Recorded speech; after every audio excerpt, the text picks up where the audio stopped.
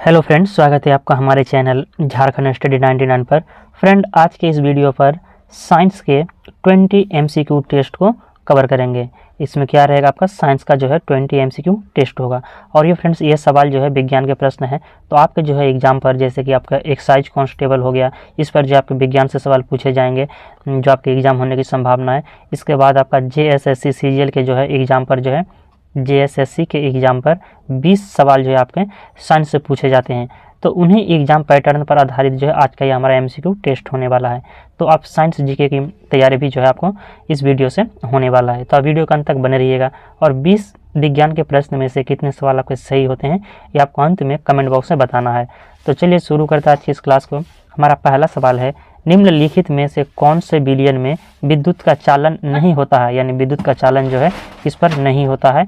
Option A है alcohol और glucose, option B है एल्कोहल और अम्ल, ऑप्शन सी है ग्लूकोज और क्षार, ऑप्शन डी है अम्ल और क्षार। तो इसका राइट आंसर हो जाएगा ऑप्शन नंबर ए, एल्कोहल और ग्लूकोज। एल्कोहल और ग्लूकोज पर जो है इनके विलयन पर विद्युत का चालन नहीं होता है, एल्कोहल और ग्लूकोज के विलयन पर। नेक्स्ट सवाल की ओर चलते हैं। हमारा नेक्स्ट सवाल है, सौर स्पेक्ट्रम में बैगनी रंग से लाल रंग की ओर डैश है, यानी सौर स्पेक्ट्रम पर जो है बैगनी से लाल रंग की ओर जाएंगे तो इस पर जो है क्या प्रतिक्रिया यानी क्या प्रभाव देखने को मिलेगा। तो इसका राइट आंसर हो जाएगा ऑप्शन नंबर ए, विचलन घटता है और अपवर्तनांक भी घटता है। सौर स्पेक्ट्रम में जब हम बैगनी रंग से लाल रंग की ओर जाएंगे तो इसका विचलन भी घटेगा और अपवर्तनांक भी घटेगा। नेक्स्ट सवाल है, कोई कार किसी समतल सड़क पर त्वरित होकर अपने आरंभिक वेग का 4 गुना वेग प्राप्त कर लेती है। कोई कार जो है समतल सड़क पर जो है चल रही है, त्वरित होकर जो अपने आरंभिक वेग का जो है 4 गुना, अगर मान लीजिए पहले उसका स्पीड 1 था, अब इसका जो वेग है 4 गुना हो गया, तो इस प्रक्रिया में कार की स्थितिज ऊर्जा क्या होगी। इसका राइट आंसर हो जाएगा ऑप्शन नंबर ए, परिवर्तित नहीं होती है। स्थितिज ऊर्जा पर जो है कोई परिवर्तन नहीं होता है। नेक्स्ट सवाल की ओर चलते हैं। हमारा नेक्स्ट सवाल है, 2 ओम तथा 4 ओम प्रतिरोध के 2 प्रतिरोधकों को किसी बैटरी से संयोजित करने पर यदि ये प्रतिरोधक, ऑप्शन ए है, पार्श्व क्रम में संयोजित हो तो इनसे समान धारा प्रभावित होगी, ऑप्शन बी है, श्रेणी क्रम में संयोजित हो तो इनसे समान धारा प्रभावित होगी, श्रेणी क्रम में संयोजित हो तो इसके सिरे पर समान विभवांतर होगा, ऑप्शन डी है, पार्श्व क्रम में संयोजित हो तो इसके सिरों पर विभिन्न विभवांतर होंगे। तो इसका राइट आंसर हो जाएगा option number B, right answer हो जाएगा कि श्रेणी क्रम में संयोजित हो तो इनसे समान धारा प्रभावित होगी। कब? जब श्रेणी क्रम में संयोजित हो। 2 ओम तथा 4 ओम प्रतिरोध के 2 प्रतिरोधकों को किसी बैटरी से संयोजित करने पर यह प्रतिरोध का रिजल्ट दिखाई देगा। नेक्स्ट सवाल की ओर चलते हैं। हमारा नेक्स्ट सवाल है, ब्रॉडबैंड एक उच्च क्षमता संचरण प्रौद्योगिकी का उपयोग किस कारण कर रही है। तो इसका राइट आंसर हो जाएगा ऑप्शन नंबर ए, आवृत्ति की व्यापक श्रेणी के कारण। ब्रॉडबैंड एक उच्च क्षमता संचरण प्रौद्योगिकी का उपयोग किस कारण कर रही है, तो आवृत्ति की व्यापक श्रेणी, option number A right answer है।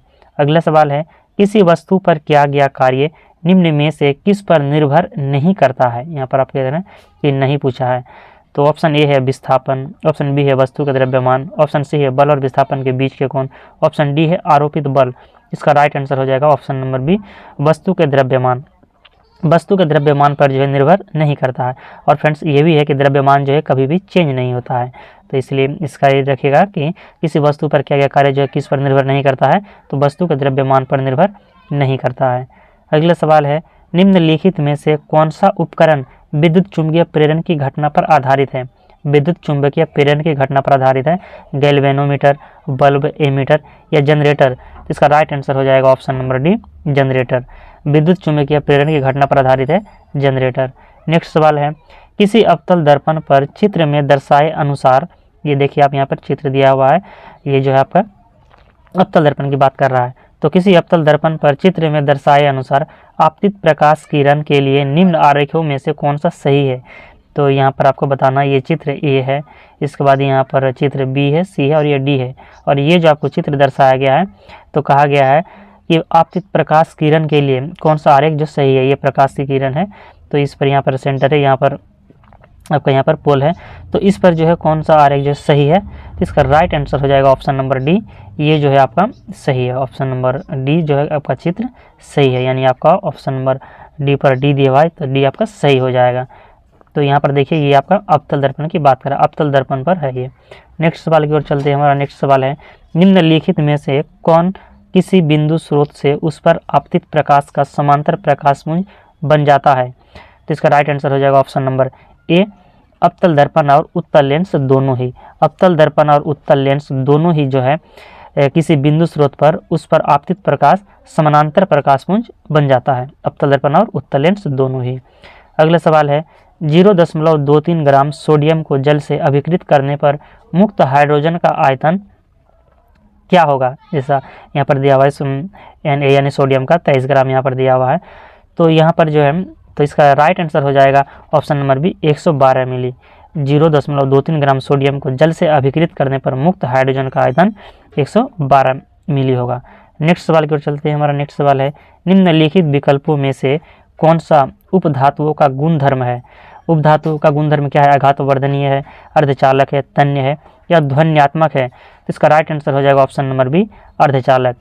उपधातु का गुणधर्म क्या है? वे उपधातु जो होते हैं अर्धचालक होते हैं। नेक्स्ट सवाल है किन कार्बनिक यौगिकों के नाम में प्रत्यय अल जुड़ा होता है? तो यहाँ पर है एल्कीन, एल्डिहाइड, एल्काइन या एल्कोहल। इसका राइट आंसर हो जाएगा option number B aldehyde. Aldehyde जो कार्बनिक यौगिक होते हैं इसमें अल यानी प्रत्यय अल जुड़ा हुआ होता है। तो एल्डिहाइड आप याद रखिएगा, एल्डिहाइड पर आपका जुड़ा हुआ रहता है प्रत्यय।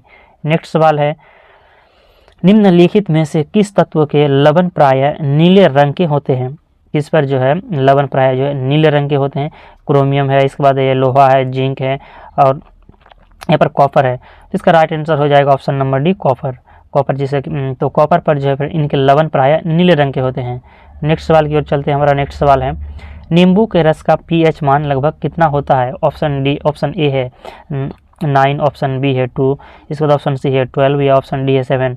इसका राइट आंसर हो जाएगा ऑप्शन नंबर बी 2। नींबू के रस का पीएच मान 2 होता है या तो कहीं पर 2.2 रहेगा। तो आप ये याद रखिए, लगभग पर पूछा है तो यहाँ पर ऑप्शन आंसर हो गया आपका ऑप्शन नंबर बी 2। नींबू के रस का पीएच मान 2 होता है। नेक्स्ट सवाल है मिश्रण का निर्माण किस प्रकार के तत्वों के संयोग से होता है? ऑप्शन ए है केवल ठोस, केवल द्रव, ठोस और द्रव दोनों या ठोस, द्रव व गैस तीनों। इसका जो राइट आंसर हो जाएगा ऑप्शन नंबर डी ठोस, द्रव और गैस तीनों के जो है संयोग से जो है मिश्रण का निर्माण होता है, ठोस, द्रव और गैस तीनों से। नेक्स्ट सवाल है 0.02 ग्राम अणु हाइड्रोजन का एनटीपी पर आयतन क्या होगा? 40 मिली, 20 मिली, 448 मिली या 224 मिली। तो इसका राइट आंसर हो जाएगा ऑप्शन नंबर सी 448 मिली। 400 जो है आपका 448 मिली जो है 0.02 ग्राम अणु हाइड्रोजन का एनटीपी पर आयतन होगा। तब याद रखिएगा 0.02 पर जो अणु हाइड्रोजन का एनटीपी पर आयतन क्या होगा? तो 248 मिली होता है। नेक्स्ट सवाल है रासायनिक परिवर्तन के साथ होते हैं, जो रासायनिक परिवर्तन होते हैं इनके साथ होते हैं क्या होते हैं? इसका राइट आंसर हो जाएगा कि नए प्रकार के पदार्थ का निर्माण भी होते हैं, निकाय की एंथैल्पी में परिवर्तन होते हैं और पदार्थ के रासायनिक गुणों में परिवर्तन होते हैं। यानी ये तीनों के तीनों होते हैं, यानी ऑप्शन नंबर डी आपके राइट आंसर हो जाएगा। उपरोक्त सभी जो है रासायनिक परिवर्तन के साथ दिखाई देते हैं। नेक्स्ट सवाल की ओर चलते हैं। हमारा नेक्स्ट सवाल है आवर्त सारणी में किसी तत्व की स्थिति उसमें मौजूद डैश की संख्या से निर्धारित होती है। इस पर जो आवर्त सारणी में जो है तत्व की स्थिति जो है किससे निर्धारित की जाती है? तो ये इजी सवाल है, जिसका राइट आंसर हो जाएगा ऑप्शन नंबर डी प्रोटॉन की संख्या से निर्धारित होती है। आवर्त सारणी में किसी तत्व की स्थिति उसमें मौजूद प्रोटॉन की संख्या से निर्धारित होती है। Option number D right answer है। नेक्स्ट सवाल है निम्नलिखित में से कौन सा रोग मच्छरों द्वारा फैलता है? तो यहाँ पर ऑप्शन ए है फाइलेरिया, ऑप्शन बी है घेंगा रोग, ऑप्शन सी है निमोनिया और ऑप्शन डी है हैजा। तो इसका राइट आंसर हो जाएगा option number A filaria. Filaria बीमारी जो है मच्छरों द्वारा फैलती है, जबकि घेंगा रोग जो फ्रेंड्स आयोडीन की कमी से घेंगा नामक रोग होता है। अगले सवाल की ओर चलते हैं। हमारा अगला सवाल है और आज की इस क्लास का अंतिम सवाल है 20वां सवाल। छुई मुई का पौधा किस कुल का सदस्य है?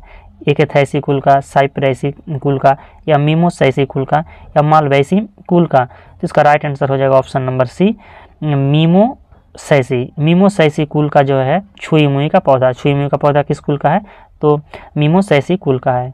तो फ्रेंड्स हमारा यहाँ पर 20 MCQ साइंस के सवाल कंप्लीट होता है और 20 सवाल में से कितने सवाल आपके सही हुए हैं ये आप कमेंट बॉक्स में ज़रूर बताइएगा। और फ्रेंड्स आपको किस टॉपिक पर वीडियो चाहिए, किस प्रकार का वीडियो चाहिए आप कमेंट बॉक्स में ज़रूर बताइएगा। अगर आपको फ्रेंड्स एक्साइज कांस्टेबल का जो पेपर 2 हिंदी है, आप हिंदी का भी क्लास अगर तैयारी करना चाहते हैं तो आप कमेंट बॉक्स में ज़रूर बताइएगा। तो मिलते हैं नेक्स्ट टेस्ट को लेकर बहुत जल्द। जय हिंद।